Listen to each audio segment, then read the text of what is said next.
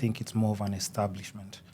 Like, Yes. I know it hasn't been easy because nothing is easy. To be able to just even organize such an event, I mean, mad props to you. I don't know how you do it. Yeah, man. I don't know how you do it.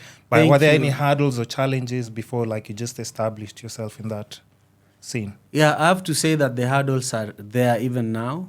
But I was saying earlier, while we were driving here, that for me, the hurdles and the challenges are the fuel, For example, as an event producer and many festival producers who are watching or listening to our episode today will relate. The biggest challenge is getting the money to do the event, So even though Madaraka Festival is an establishment, that is still a challenge. But we are lucky that we have some sponsors and partners who believe in us. But the biggest sponsors and partners we have is really the artists, like Sauti Sol, like Maniac Main, like King Kaka, Eddie Kenzo, Mark Lemo and Ryan Lewis, who are our first headliners. The Bunch.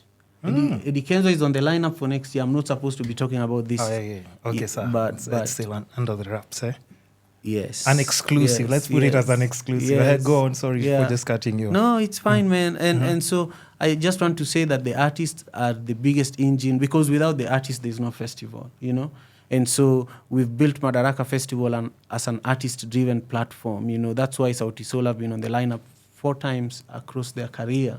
So Madaraka Festival has literally grown with Sauti Sol. Yeah. So it was very emotional being with them on this tour, which was their last one. For a while, they'll not be touring and producing music together. So touring with them and performing in big venues, we had like 2,500 to 5,000 people across 6 cities. So it was incredible. I think the other big challenge is we need more Kenyan brands and African brands supporting African festivals, even in the diaspora. You know what I mean? Because now the money from the diaspora is what is driving the Kenyan economy.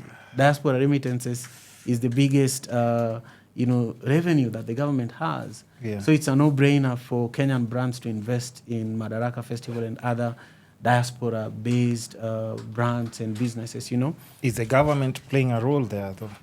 Well, I'm trying to connect with the Kenyan government. I met CS Ababu Namwamba recently. I met a lot of people at the county government in Kisumu. There's this lady, what's her... the lady you did almost like an interview with. That's what I saw on social media. The CEO of the Kenya National Youth Council, right? Yeah, Margaret Kiogora. We did an incredible interview with her, and we are doing one with Ababu Namwamba soon. Nice. But it's all about the work they do with youths. We have not even pitched Madaraka Festival to them yet.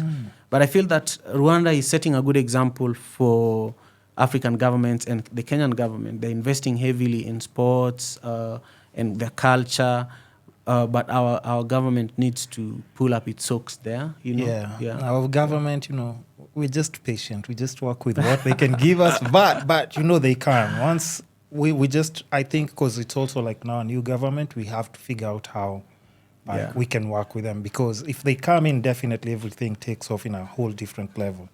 Yes, I agree. The government definitely needs to invest in its youths and its people more, so that they can get more, even more, Yeah. And now, like, what would you say? Because now I know, yes, it's an event, it's growing. And, like, what would you say, like, the main purpose of this Madaraka Festival is? Like, if you were to just tap into, like, the main core, like, what impact does it